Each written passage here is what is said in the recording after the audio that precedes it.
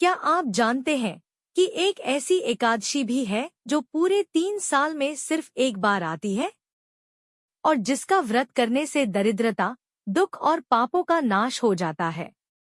आज हम जानेंगे परमा एकादशी की अद्भुत और चमत्कारी कथा, जिसे स्वयं भगवान श्री कृष्ण ने अर्जुन को सुनाया था।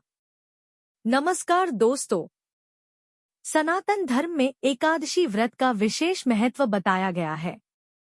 लेकिन अधिक मास के कृष्ण पक्ष में आने वाली परमा एकादशी का महत्व सबसे अनोखा माना गया है।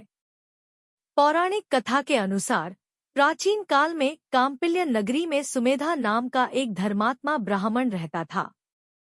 उसकी पत्नी पवित्रा अत्यंत पतिव्रता, सरल और भगवान की भक्त थी। दोनों बहुत गरीब थे। कई बार तो उन्हें भिक्षा भी नहीं मिलती थी और भूखे पेट ही रात बितानी पड़ती थी। फिर भी उन्होंने कभी धर्म और भक्ति का मार्ग नहीं छोड़ा। एक दिन सुमेधा ने अपनी पत्नी से कहा, मैं धन कमाने के लिए परदेश जाना चाहता हूँ। तब पवित्रा ने विनम्रता से कहा, स्वामी, मनुष्य को जो सुख दुख मिलता है वह उसके पूर्व जन्मों के कर्मों का फल होता है। यदि भाग्य में धन होगा तो यही मिलेगा, इसलिए भगवान पर विश्वास रखिए। पत्नी की बात सुनकर सुमेधा ने परदेश जाने का विचार त्याग दिया। कुछ समय बाद उनके घर परम ज्ञानी महर्षि कौंडिन्य पधारे।